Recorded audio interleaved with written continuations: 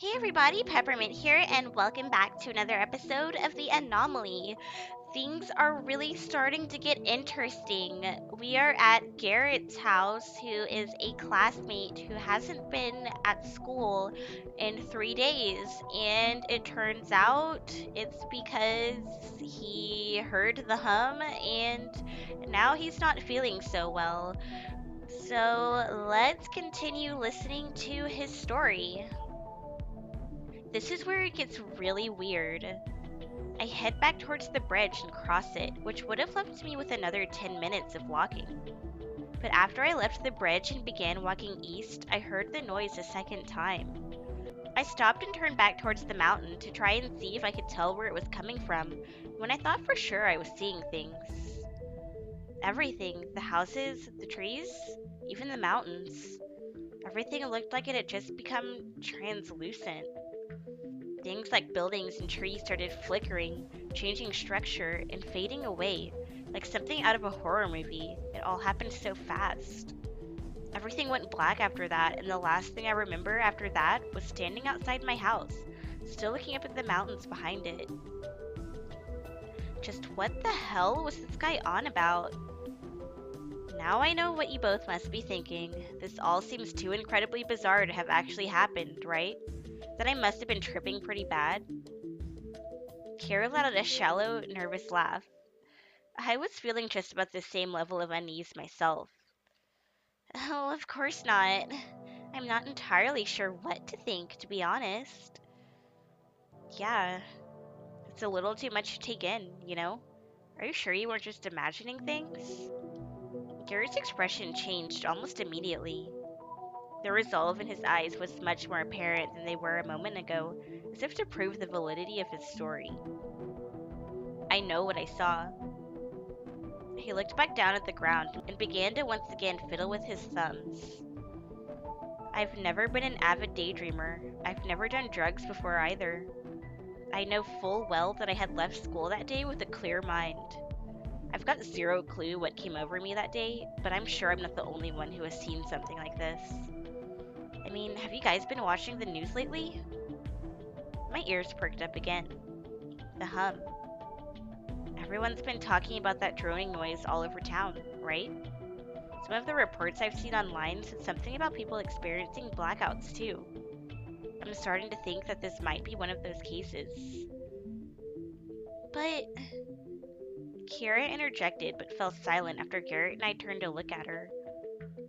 She looked just about as uncomfortable as Garrett, but nonetheless collected her thoughts and continued. But do the reports say anything about experiencing hallucinations? I thought back on all the articles and threads I had read online about the hum. Though the droning noise and blackouts were a common theme, I didn't recall anything that bore any resemblance to what we had just been told. Still, I thought it unwise to rule out his story completely. This could all be explained logically, right?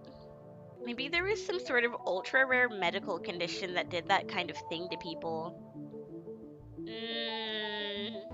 I'm gonna go with no. I'm just gonna go ahead and say that's probably not a thing. But still, what if he was right? Well, I really appreciate you guys swinging by to check up on me.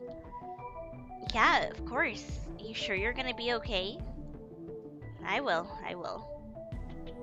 He stood up and walked us to the door to see us off, reassuring Kiera and I that everything was fine and dandy. I'll see you both tomorrow morning. I don't think I could miss another day without drawing too much unwanted attention from the school. That was bizarre. I definitely wasn't expecting whatever that was. The whole situation that Garrett had explained to us a moment ago would probably lead most people to believe that he was utterly delusional, and I'm sure that's probably what Kiera thought. Yet, I wasn't convinced that his story was entirely made up, though. There were too many coincidences for it to be a flat-out lie. The news reports, the hardware store incident.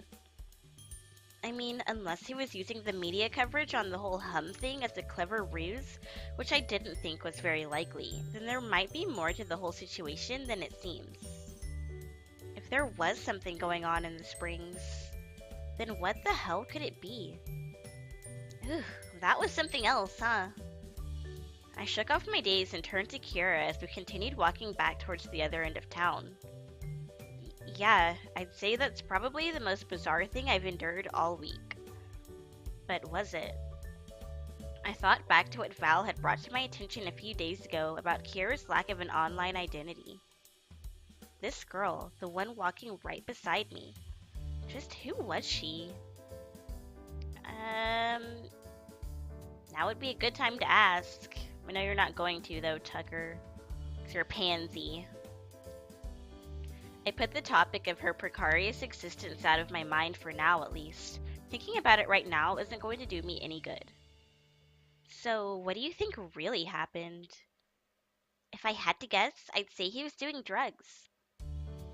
I didn't know Garrett too well, but he definitely didn't have a reputation for doing that kind of thing.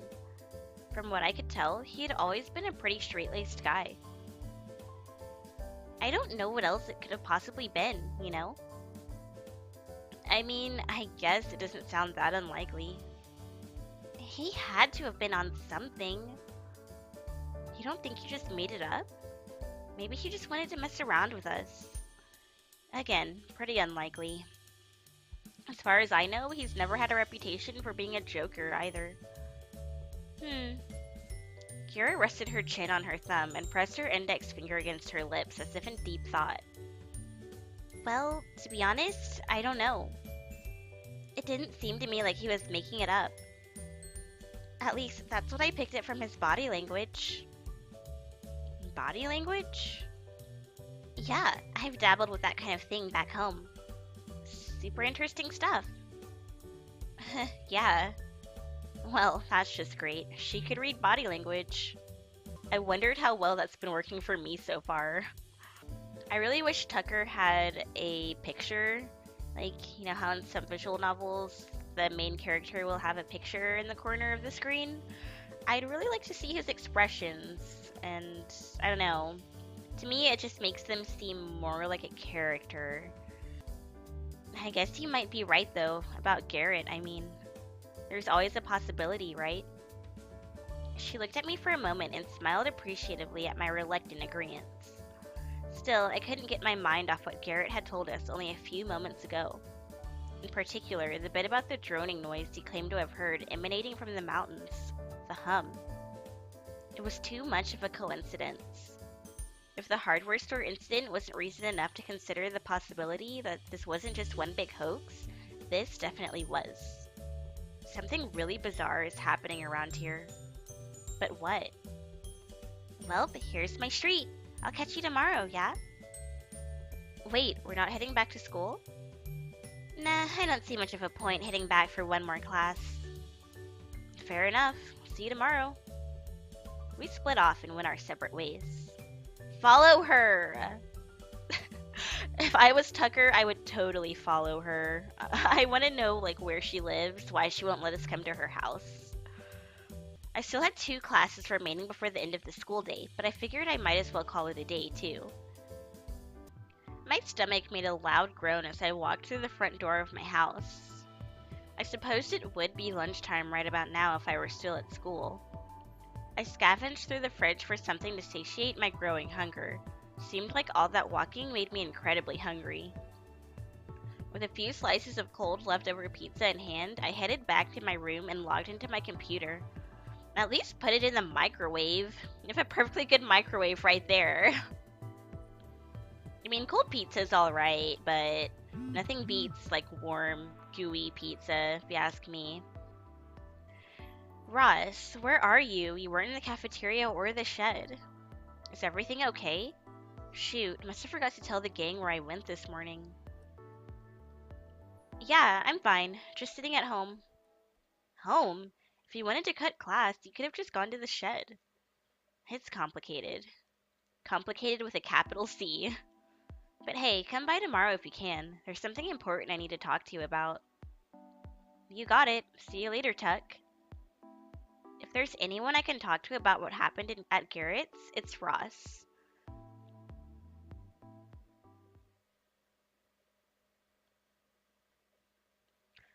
You know, I hated Ross at first, but I'm alright with him now.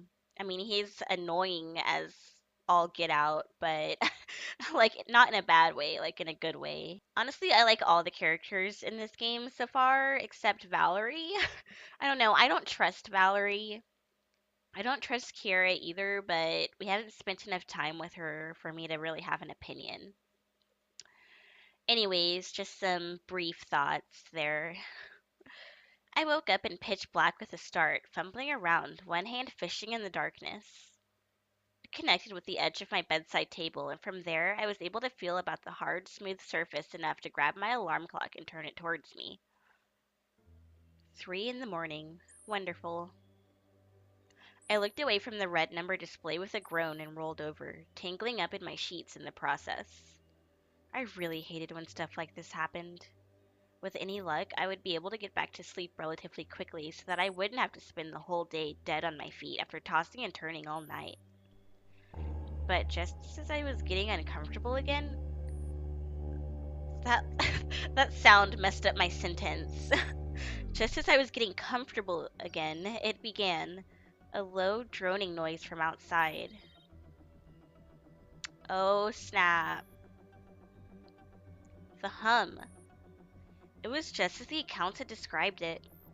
A low noise that didn't sound like anything on Earth. It wasn't mechanical or animalistic. It simply was. There was something strange about the way it went on. I kept feeling like it would fade or the pitch would raise or lower, and yet it didn't. The tone continuing to blare from above, consistent and unchanging. I instantly made a fumbling attempt to scramble out of my bed, a desperate desire to know what exactly was happening burning in my gut. My knee hit the nightstand and one hand slammed against the wall as I swore under my breath. I kept going through, hand sliding along the wall as I made my way across the room to where my light switch would be. What the hell? um,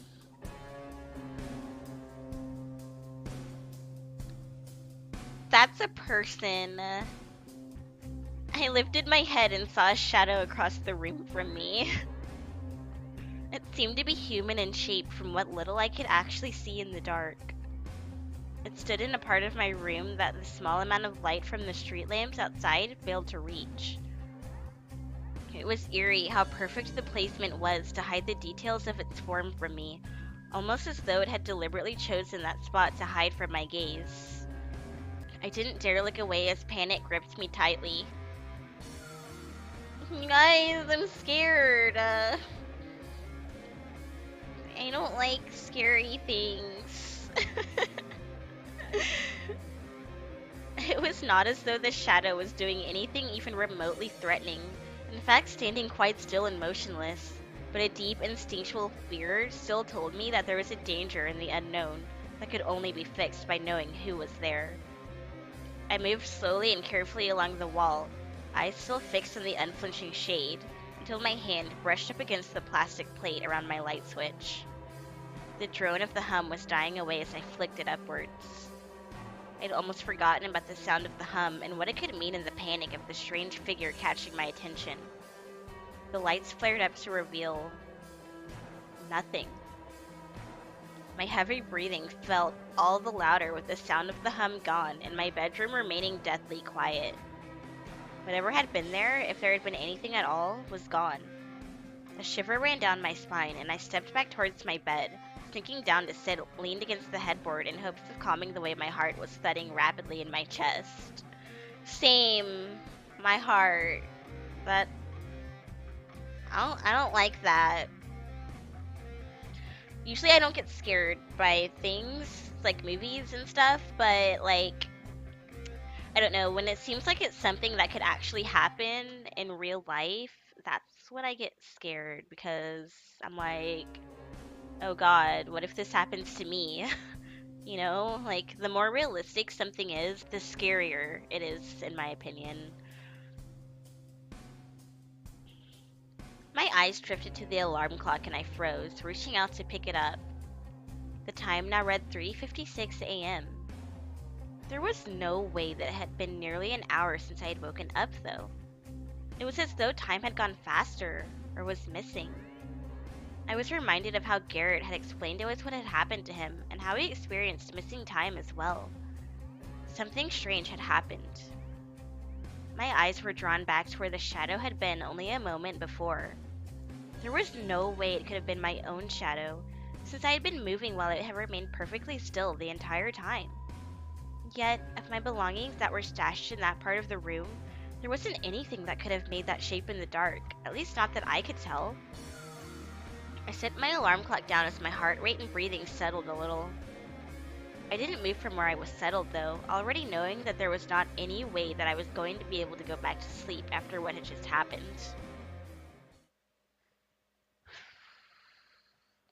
Oh, chapter 1? We're only in chapter 1? Part, like, 12 of this game, and we're just now in chapter 1. We did it, guys! We got out of the prologue. It only took, like, 5 hours. My god. This game is so much longer than I ever thought it would be. And this is just the demo. I ended up staying up all night, lights left on as I alternated between sitting in my bed, walking myself through what had happened to try to make sense of it, and doing anything else that I could to keep myself distracted from how terrifying my experience had been. I actually managed to distract myself to the point that I didn't even notice I was running late for school. Dude, just skip today. Like, after that, I wouldn't be going to school. It wasn't really all that surprising since I had, once again, found myself delving down the rabbit hole of reports related to the hum online.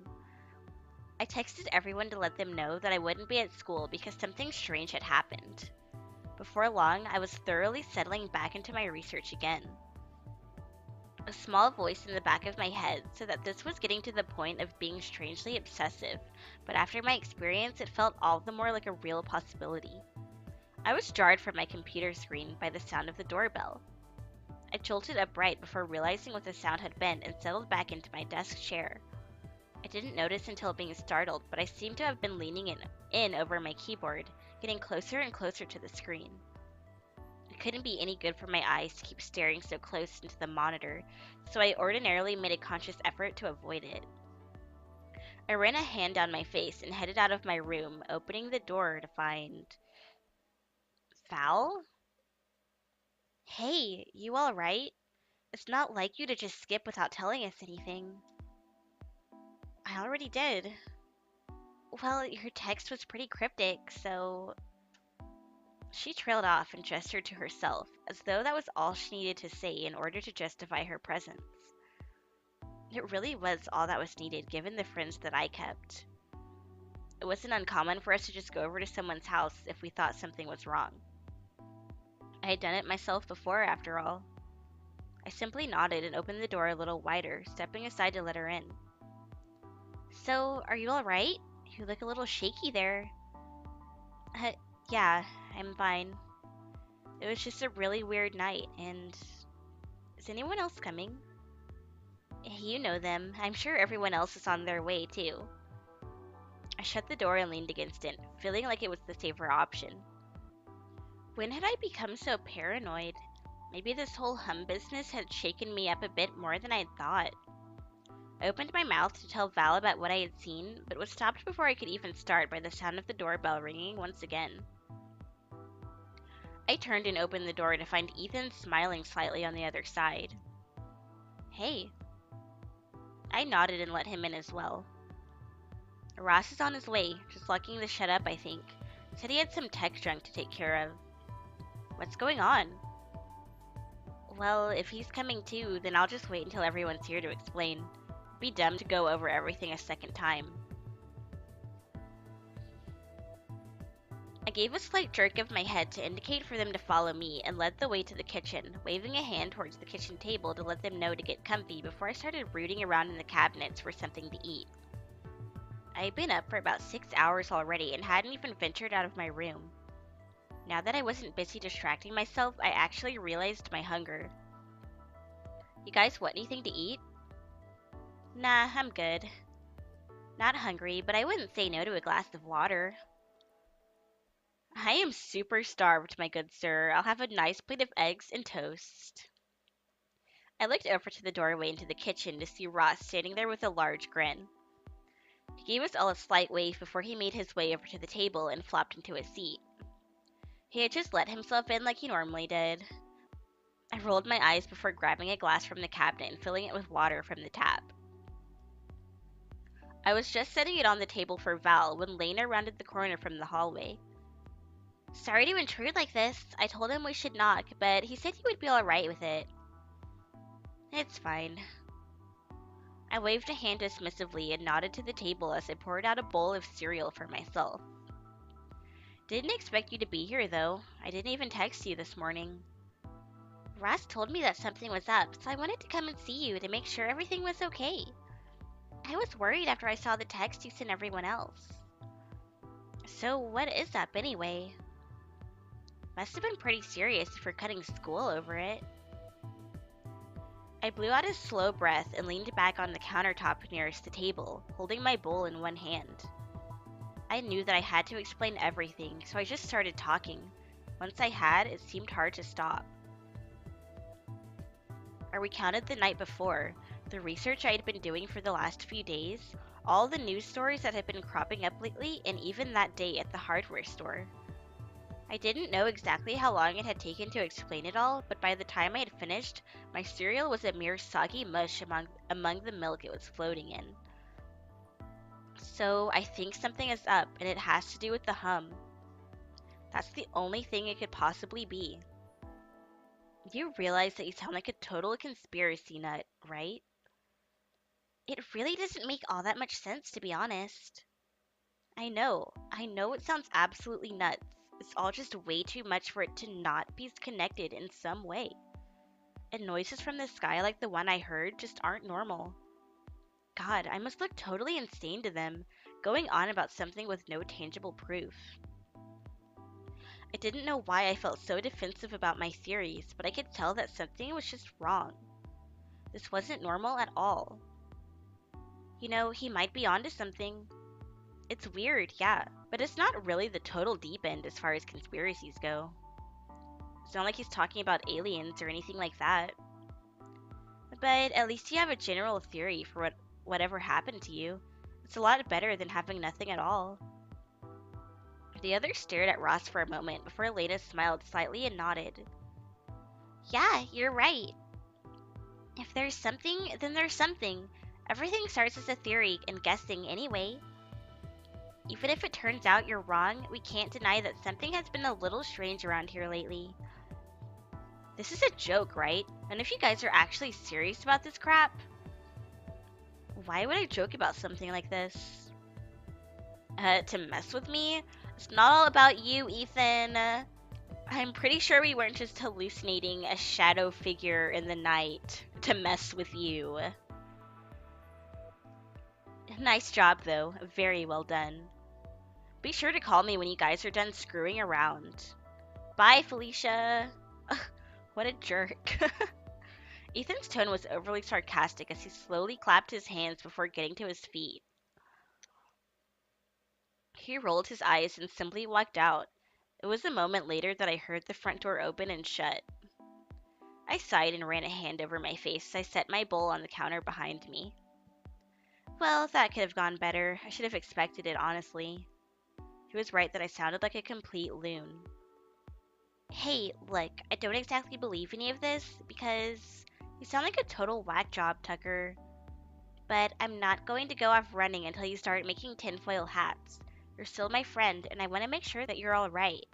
Well, I thought Valerie was hearing noises too. I'm not the only one. True, but we should probably get back to school before we're gone, long enough for anyone to get really upset about it. But only if you're really going to be alright on your own.